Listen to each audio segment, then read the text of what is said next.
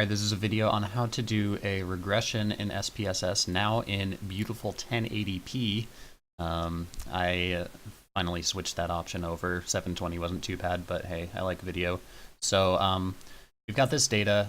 This is the data that you used in class and recently for correlation assignment, and I think I actually used this as the regression example in class, but now I'll just show you how I ran that.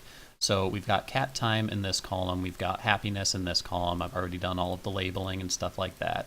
Got rid of decimals, etc.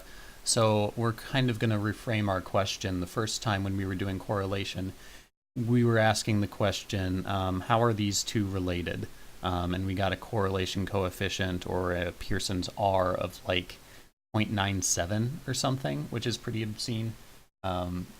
So we're going to do the same, kind of the same thing, but we're going to reframe the question. Now it's going to be, to what degree does the amount of time you spend petting a cat predict happiness? And the key word here is predict. So this is what a regression allows us to do, is to predict happiness based on the amount of time we know someone has spent petting a cat. So it's going to, make that regression line and kind of tell us where roughly in that distribution someone's happiness would be. So let's do that. This is actually also pretty easy. So we'll head up to Analyze. Right below Correlate, we see Regression, and you get a lot of options, but we're just going to do Linear. I don't think I've actually done any of the other ones before, but it's a linear regression.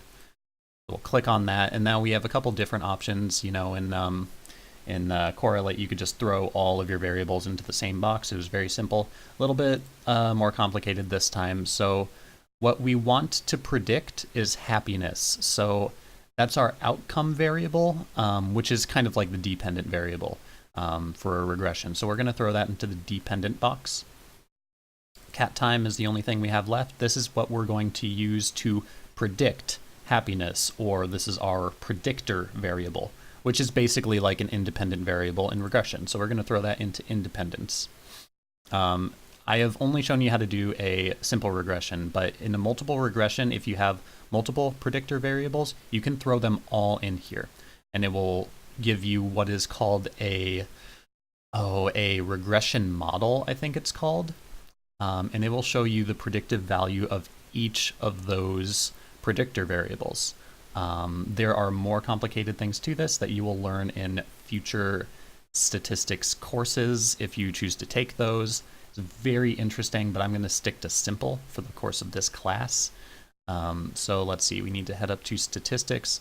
We want model fit, that's already checked. We want R squared change, and we want descriptives. Don't worry about these last two.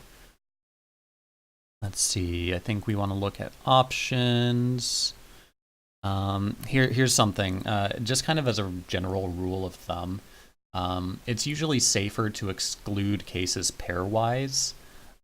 It doesn't really matter one way or another in this class because I'm not going to give you any data sets with missing data. But for future classes like research methods, they're probably going to typically want you to exclude cases pairwise. That's what I usually do. That's usually the safest option, but that'll vary from professor to professor.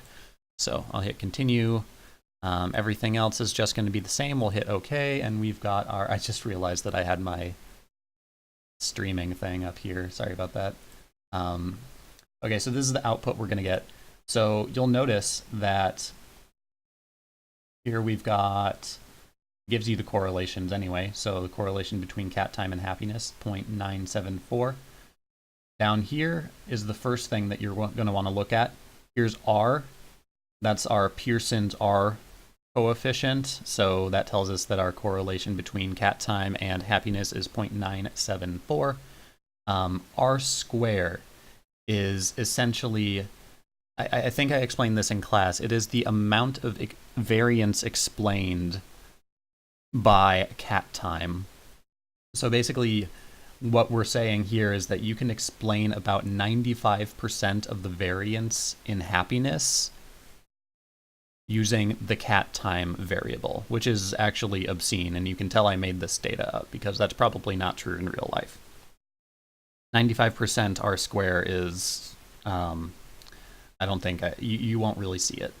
Don't worry about any of the rest of these things. The first thing, or in this row, I mean, you just want to look at these couple of numbers. Down here, it actually kind of does an ANOVA for you, and what this is looking at is the overall regression model significant? So basically, I think this is how one might interpret it. Since it's an ANOVA, is this a better predictor than predicting chance or just guessing? And what we see, if p is less than 0.05, we have a p of 0.001. We can see that our regression model is a significant model. It means it is a better model than chance. So you would report this just like you would report an ANOVA. So you would say the regression model overall is significant, f parentheses 1 comma 4, end parentheses equals 74.147, comma, p equals 0.001, or p is less than 0.05, whichever one you decide to do.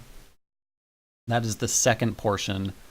The first thing you'll need to report in your ANOVA, or excuse me, your APA, excuse me, writing this up in APA style.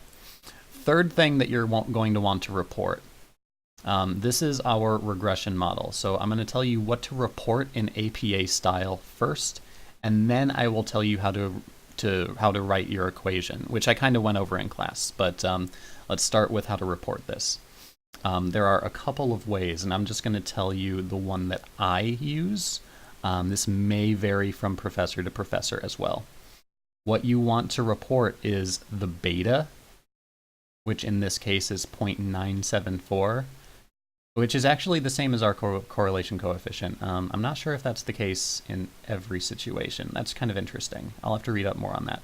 But you will report the beta, so beta equals 0.974, comma, p is less than 0.05, or p equals 0.001, whichever one you choose to do. Make sure you're paying attention to these bottom numbers right across from our variable cat time. That's the beta weight you're going to want. That's the significance you're going to want. I use the term beta weight. Don't worry about that. That's just what I call it. It's a beta. You'll get into beta weights in another class. Okay, so that's how you write it up in APA style. So you'll have your ANOVA results with F and everything, and then you'll have your specific predictor results with beta and P. Now, if you want to create a regression line equation with y equals mx plus b notation, here's what you're going to need to do. So the equation for a line is y equals mx plus b. Your two values are going to be in this b column.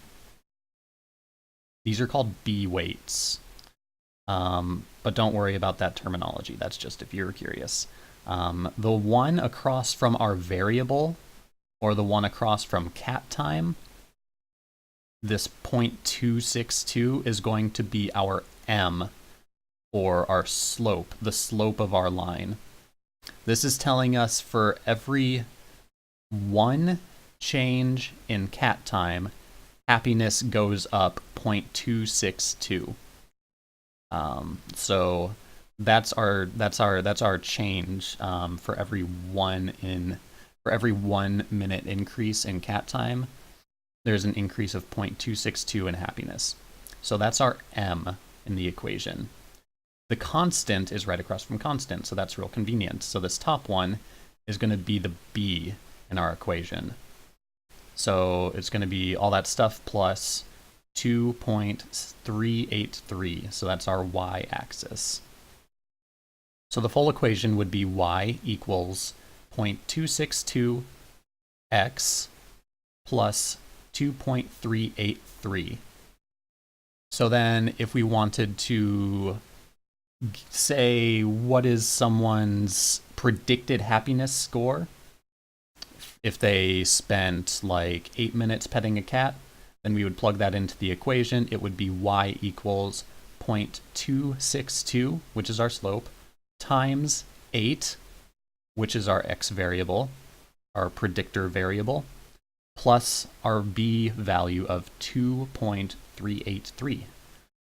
And you would get an answer that I'm not going to try to calculate right now because I don't have any calculators up. But that's it. That's regressions, a little bit more complicated than correlations, but not too unreasonable. Real sorry I got this video up late. Hopefully you're able to utilize that on your final. So best of luck. Let me know if you have any questions.